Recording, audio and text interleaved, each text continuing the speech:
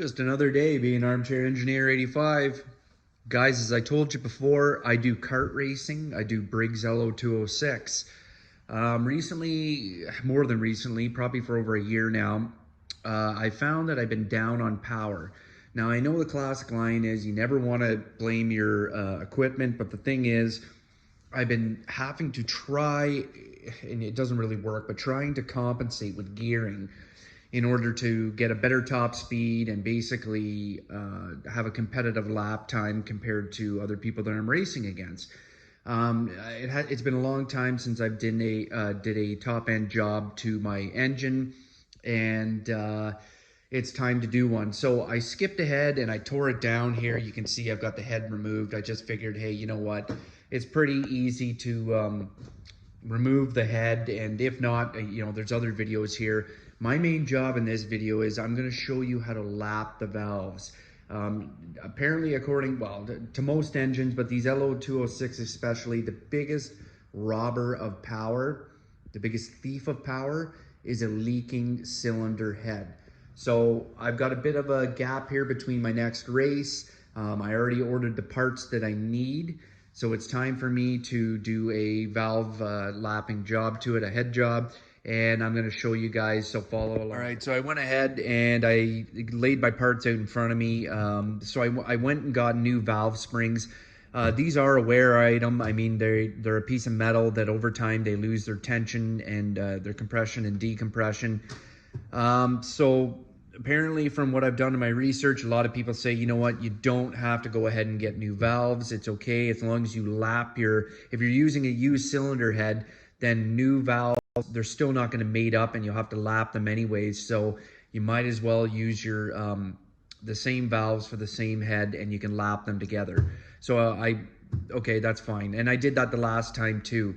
Another thing that you don't have to replace is, believe it or not, your gasket here. This is actually, it's a metal gasket, and I don't know if you can see there, but it is pretty thick. The last time I did do a valve job, I went ahead and I did replace it because I didn't know how old it was. But this gasket here is probably about a couple years old with probably about, I don't know, 14 races on it. So I'm going to go ahead and I'm going to use it again. So in this video here, the first thing I'm going to do is I'm going to clean up my cylinder head here. Like, it's not too dirty, but I'm going to go and use some carb cleaner on it. And I'm going to use a scraper and just ever so gently clean the surface here of my cylinder head. And I'm going to do the same with the mating surface of the engine block.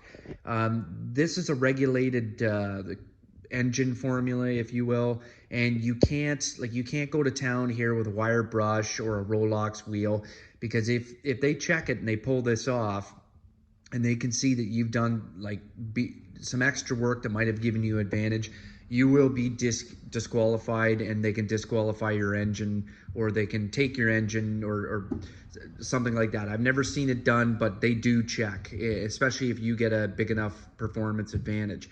And the same goes with the engine block. So there's minimal things that you can do, and that's what gives this engine category so much competitiveness. So let's go ahead and let's get to work. All right, so the first thing we want to do is we want to clean up the cylinder head here. I'm a big fan of carburetor cleaner, and we're just going to spray this down and give her a wipe down.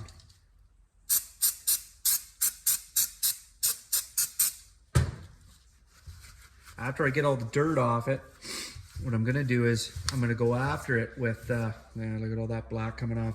I'm going to go at it just lightly with a carbon scraper that I had, and I'm going to keep a very shallow angle. Like I said, this is it's a racing class that's restricted, so you just can't do what you want. It's not an open modified class, which is what makes LO206 such a great class to be in, because you can't basically, to a degree, be beat by somebody that has more money than you.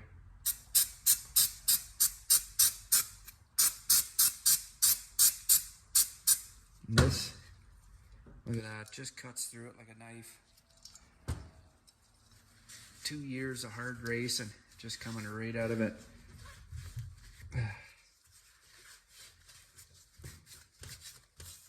Okay, I'm gonna finish this off and then we're gonna do the scraping of the surface. One thing I wanted to show you guys is always let gravity be your friend, especially when you're using sprays, solvents. You know, if you tilt and just let, you know, spray, and look at it all dripping out there. Like, just let gravity help you out, especially at like highly sooted sides. It's amazing. Just that one little trick, what it'll do. You just see, and you can even see like it'll drip clear when, you know, you've done a good job at scrubbing it. Okay, so I've got my area relatively cleaned off. I'm just going to give her, I got a little tilt here, just a little spray down, just to lube it up. And I got my carbon scraper here, and we're just going to ever so gently, and these carbon scrapers are great, especially if you lubricate it. If you have a solvent, you can just, and always have like a little side wipe. Just if you dig something up, you can just peel it off. This is a pretty relatively clean cylinder head. This is just me being me, going above and beyond. There we go. But this is aluminum, so take it easy. And you just want to wipe it as you go, as I mentioned before. If you have a hot tank, well, hot tank it.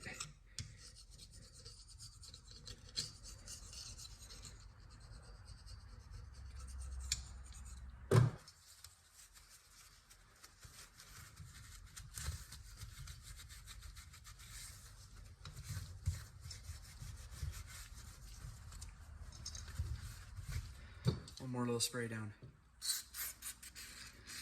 See, the good thing is this helps break it up, and then this helps take it off.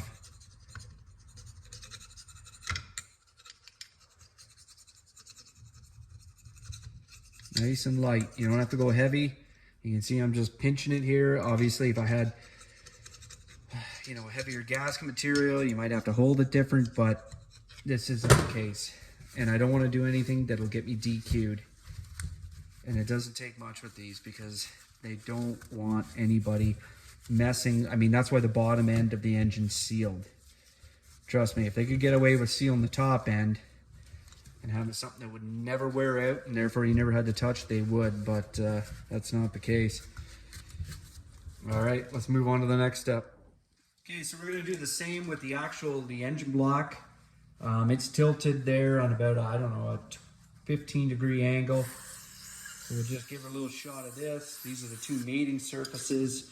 So we just want to clean them up.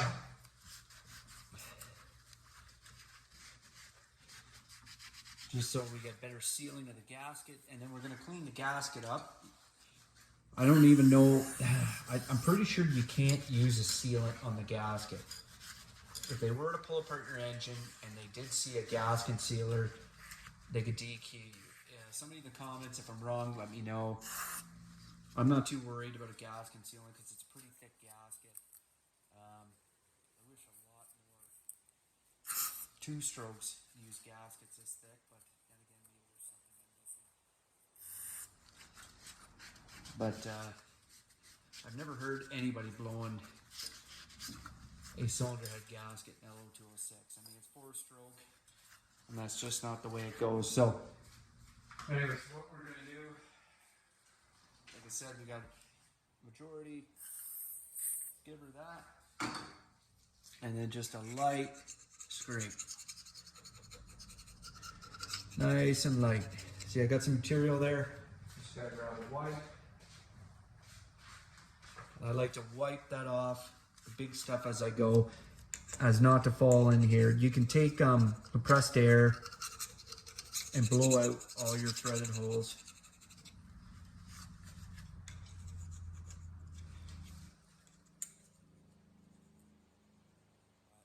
The big thing is with this, don't gouge. Do not gouge. This is called a scraper for a reason, because that's what we're doing. We're just scraping the surface ever so lightly. Look at that. Didn't even have to hardly do anything on that. And we're just scraping. You can see the little bits falling.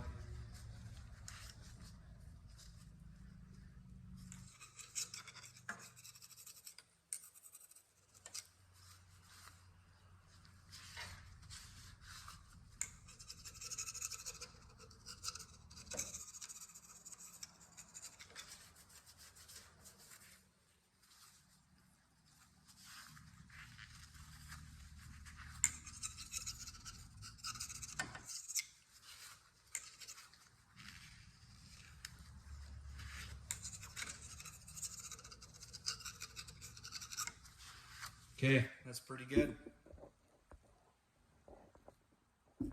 So before we begin lapping these valves, the best thing you can do, like any type of, well, any engine rebuilding or any type of performance upgrade, is have a baseline. So what I'm going to do is I'm going to show you guys how to build a small leak down tester.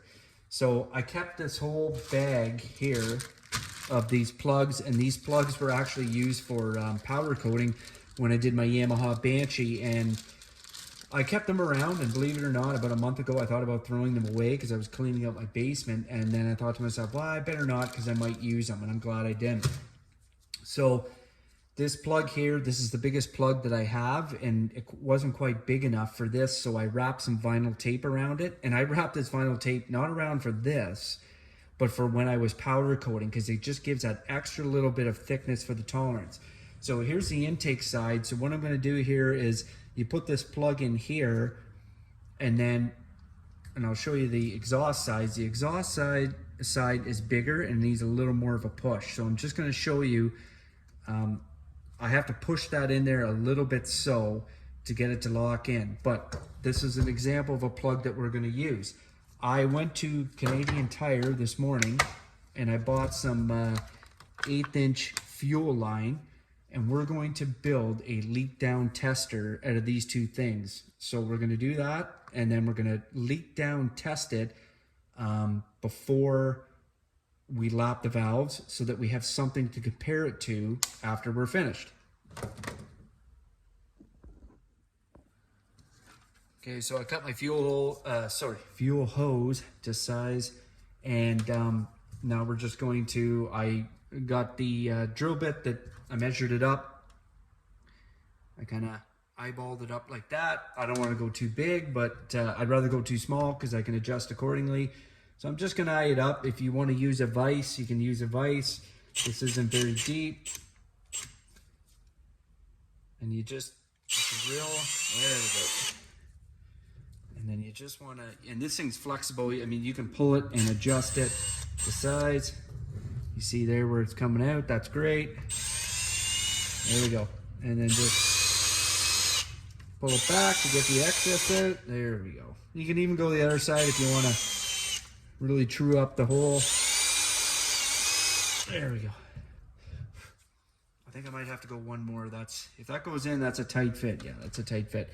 So I'm going to go one or two at least more.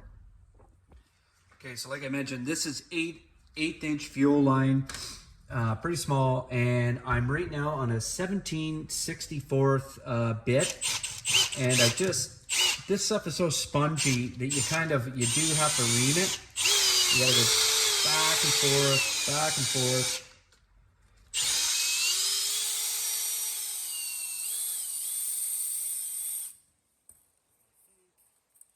Open. Well, that'll be it. Come on, get in there. So close. I might go one more. Okay, we'll go one more. All right, so I ended up getting it drilled out, and I got my leak down tester ready. So what I'm going to do is I'm going to pour water in the combustion chamber here, and then I'm going to blow in this end of the hose. Now this is obviously before I do any lapping, but I just want to have a baseline as to what's going on. So we have right now gravity pulling down on the valves as I'm holding it like this. So I'm just going to dump a bit of water in here and look for any bubbles. So I'll fill it up like so. I take this end here and okay, so that right there, that is my intake valve. That's a lot of bubbles. Obviously that's not under spring pressure, but still that's a pretty big leak. So let's check out the exhaust side. All right, exhaust side. Now this one should really leak. If anyone's gonna leak, I mean that one did leak, the intake, but the exhaust side you would think, especially with the circumstances that I had. Okay, ready? I just want to make sure I'm not pushing up on that valve So I'm going to hold it here from the sides. And it's leaking. I don't think it was leaking as much as the intake side, which is funny. But anyways, now we have a baseline. We can move forward.